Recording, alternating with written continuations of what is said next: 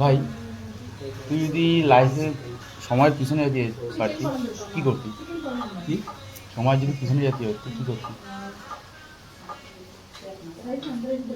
ছোটবেলা যেত ছোটবেলা লাইফ আর জিন্দগিতে পাবো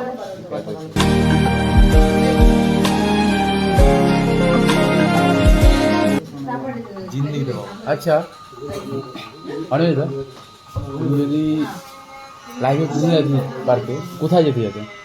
আমি ক্লাস 9 যেতে চাইতাম। ক্লাস 9? কেন? কারণ মেয়েরা ফ্রিতে চিমনি দিয়ে যেত।